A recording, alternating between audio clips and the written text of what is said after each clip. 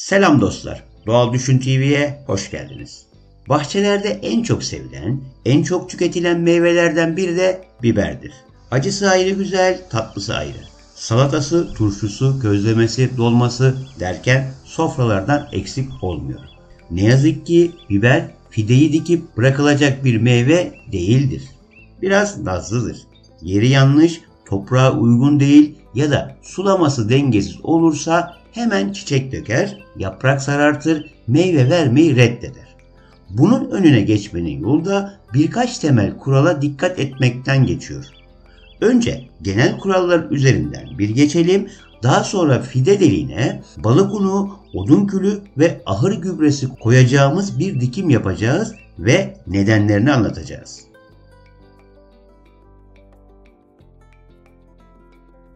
Öncelikle güneş meselesi önemli. Biber güneşli yerleri sever. Sabahın ilk ışıklarını gören, gün içinde de mutlaka birkaç saat doğrudan güneş ışığı alan yerler biber için idealdir. Gölgeye düşen, serin kalan, sürekli nemli yerlerde biber büyür mü? Büyür ama hem cılız kalır hem de çiçekleri döker, meyvesi az olur. İri, dolgun, bol biber almak isteyenler mutlaka güneşli alanlara dikim yapmalı. Toprak yapısı da en az güneş kadar önemli. Ağır ve kirli topraklar suyu tutar ve kökleri havasız bırakır. O yüzden biberin toprağı hafif yapılı, suyu kolay geçiren ve organik madde açısından zengin olmalı. Biraz kumlu ve bolca kompost ya da yanmış çiftlik gübresiyle hazırlanmış toprakta biber kökleri hızlıca tutunur ve sağlıklı gelişir. Dikim zamanında önemli detaylardan biri. Biber soğuğa karşı hassastır. Toprak ısısı en az 15-16 dereceyi bulmalı. Havanın gündüz sıcak olması yeterli değil. Gece sıcaklıkları da kontrol edilmeli. Fideyi toprağa koyarken de kök yapısına dikkat etmek gerekir. Eğer fide biraz fazla kök salmış ve saksının dibinde dolanmışsa nazikçe kökleri açmakta fayda var. Bu köklerin toprağa daha rahat yayılmasını sağlar. Çok derine dikim yapılmamalı. Kök hizasında bir dikim yeterlidir. Fide çok derine gömülürse gövde kısmı toprak altında kalır ve çürümeye yol açar. Domatesle diğerlerini karıştırmayın. Derine dikim sadece domatesle işimize yarar. Her fide en az 30-40 santim aralıkla dikilmeli. Büyüdükçe birbirine destek olurlar. Sıralar arasında da 50-60 santimetre mesafe bırakılırsa bitki rahatça nefes alır. Güneş ışığı her fideye eşit dağılır.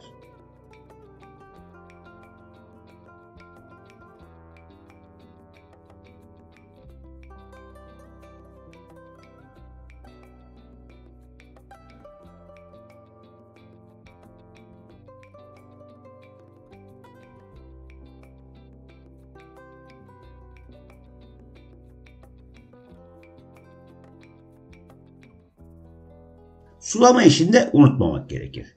Biber ne aşırı suyu sever ne de tamamen kuruluğu. En güzeli toprak hafifçe kuruduğunda özellikle sabah saatlerinde kökten sulama yapmak. Doğal yöntemlerle zararlardan korunmak isteyenler için yanına sarımsak, nane dikmek iyi bir yöntemdir. Bunlar biber için olmazsa olmaz kurallar. Bir de dikim çukuruna ne koyacağız? Onların üzerinde duralım ve biber dikiminde toprağa eklediğimiz üçlü karışımdan konuşalım. Balık unu, odun külü ve yanmış hayvan gübresi. Peki bunları neden koyuyoruz? Biber bundan nasıl etkileniyor? Gelin şöyle derli toplu bir bakalım. Önce balık unuyla başlayalım. Balık unu fosfor ve potasyum bakımından zengin. Özellikle fosfor bitkinin kök gelişimini destekliyor. Kök ne kadar sağlamsa çiçeklenme ve meyve tutumu o kadar güçlü olur. Potasyum ise bitkinin çiçek açma döneminde devreye giriyor. Çiçeğin sağlam kalmasını, meyveye dönüşmesini ve o meyvenin iç dolgunluğunu sağlıyor. Yani iri ve sağlıklı biber istiyorsan balık unu bu iş için biçilmiş kaftan. Şimdi gelelim odun külüne. Ama önemli bir detay var. Odun külü çok yüksek oranda potasyum içeriyor ve doğrudan temas ederse genç köklere zarar verebilir. O yüzden bu karışımları ekledikten sonra fide çukurunu iyice sulayın. Bir müddet bekleyin ve daha sonra dikim yapın. Toprak içinde çözünen kül çiçeklenmeyi destekleyen potasyumu bitkiye yavaş yavaş veriyor.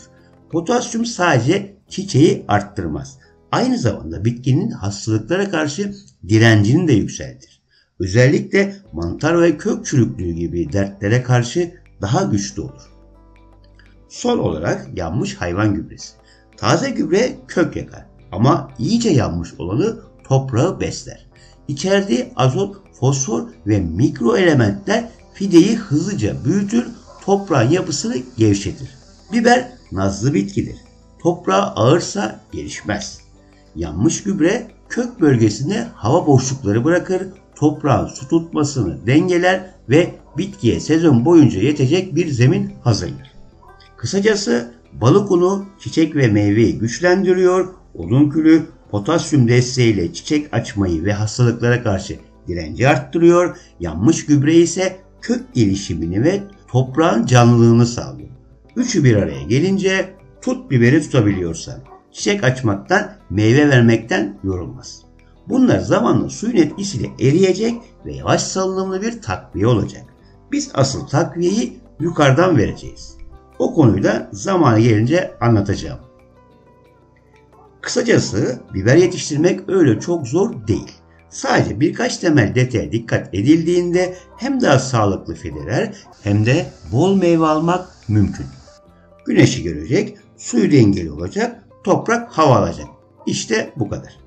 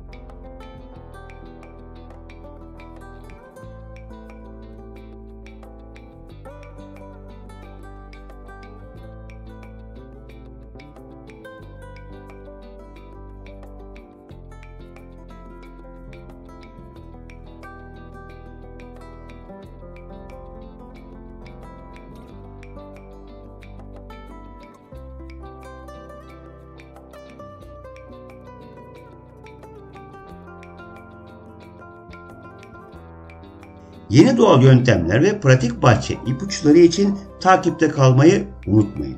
Doğal Düşün TV'de görüşmek üzere.